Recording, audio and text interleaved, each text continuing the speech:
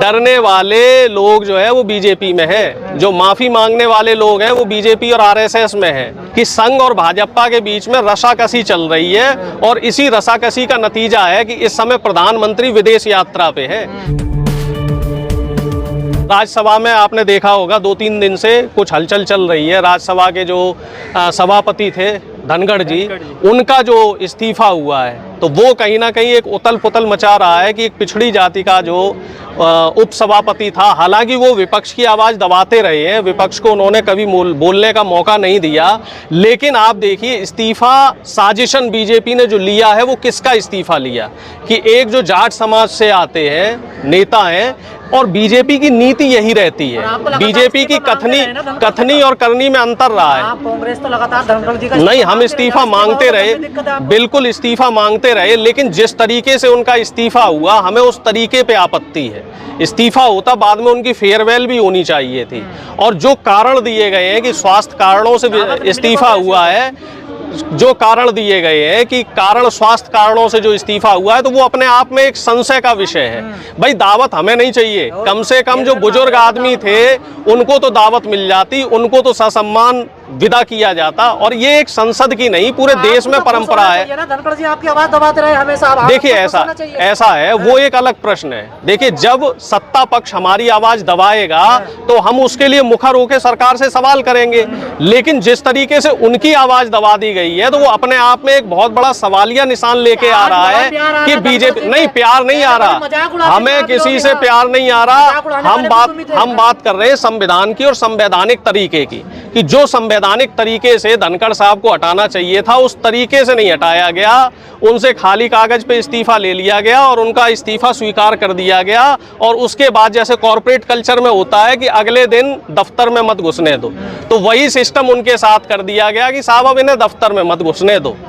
तो ये जो मोनोपोली बीजेपी चला रही है, ये जो लोकतंत्र का चीरहरण बीजेपी द्वारा हो रहा है, और खास तौर से ये किनके साथ हो रहा है, आउटसाइड दी पार्टी भी दलित पिछड़ों के साथ और इनसाइड दी पार्टी भी दलित पिछड़ों के साथ। जो बहुसंख्यक आबादी है हमारे देश की, उस आबादी की अनदेखी बीजेपी द्वारा हो रही है। और आए दिन आप देखिए बहुत सारे केसेस आपको, बहुत सारी घटनाएं आपको ऐसी मिल जाएंगी जहां पे बीजेपी अपने अंदर जो नेता हैं जो दलित और पिछड़े समुदाय से आते हैं उनकी देखी कर रही है, उनके साथ दोहरा व्यवहार कर रही है, और इसका एक जीवंत उदाहरण धनखड़ साहब है।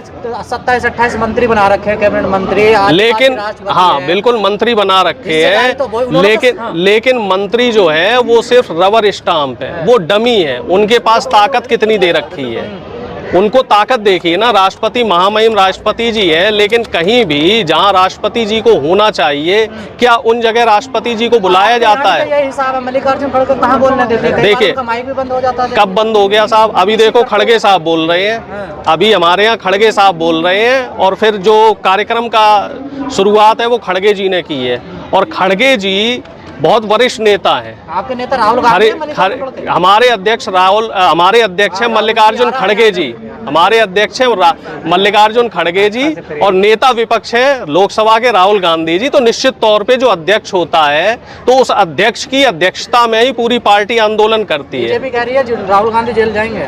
बिल्कुल, जेल जाने से राहुल जी कब डरे हैं? राहुल जी ना पहले डरे थे जेल जाने से, ना राहुल जी अब डरेंगे जेल जाने से।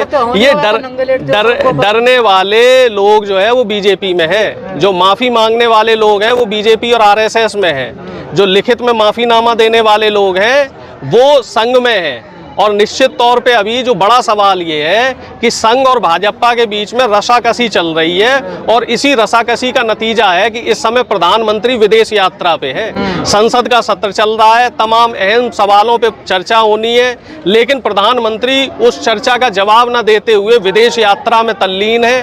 और यहाँ पर जो मंत्री हैं, जब उद्घाटन करने की बात आती है तो उद्घाटन मंत्री लोग करते हैं, और जब सवालों का जवाब देने की बात आती है तो सवालों के जवाब उन मंत्रियों से लिए जाते हैं। प्रधानमंत्री जी अभी तक अपनी जवाबदेही तय नहीं कर पाए हैं, तो ये अपने आप में एक बड़ा सवाल है। क्या वजह इतना बड़ा ओबीसी का सम्मेलन पहली बार हो रहा कांग्रेस में आके इतना दिन क्यों लगा? तो इस बात से भी आप लोगों को तकलीफ है, देर आए दुरुस्त आए, बड़ा सम्मेलन हो रहा है और पूरे देश भर से हजारों की संख्या में लोग आए हैं, और अब जो पिछड़ा समाज है, जो दलित समाज है, वो जागरूक हो रहा है और एकजुट हो रहा है। अभी तक हम लोग जातियों में बटे हुए थे।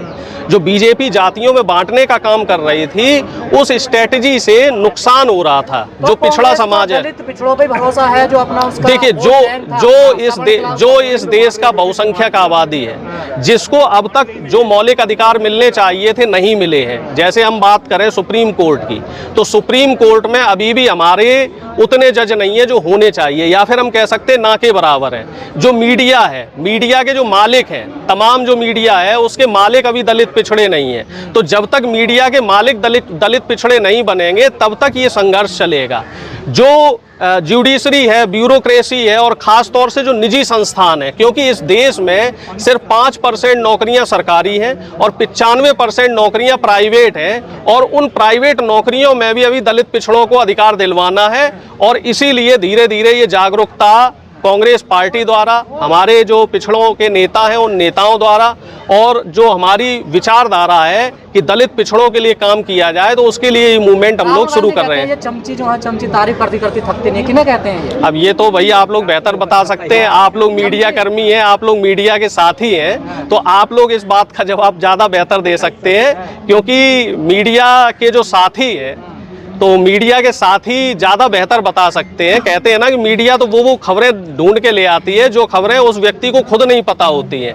तो ये लोग आप बेहतर बता पाएंगे कि राहुल जी ने किसकी तरफ इशारा किया था। बड़ा बवाल चल रहा है, चुनाव का बायकॉट की भी बात हो रही है। देखिए बिहार में निश्चित तौर पे लोकतंत्र की हत्या की जा रही है इतने कम समय में, जिस तरीके से। अब देखिए कितने दुर्भाग्य की बात है कि लोगों को बताना पड़ेगा कि हम यहाँ के वोटर हैं या नहीं। सरकार ने अपने जिम्मेदारी से पल्ला झाड़ लिया, सरकार कुछ नहीं बताएगी कि आपको सिद्ध करना है। अब लोगों को सिद्ध करना, हमें बताना पड़ेगा कि हम वोटर हैं या नहीं है। और एक गरीब आदमी के लिए बहुत मुश्किल काम है कि वो तमाम जो प्रमाण पत्र है वो इकट्ठे कर पाए, तमाम दस्तावेज इकट्ठे कर पाए। तो निश्चित तौर पे बिहार में जो वोटों की कटौती हो रही है, उस कटौती से सीधा सीधा बीजेपी को फायदा मिलने जा रहा है। चलिए।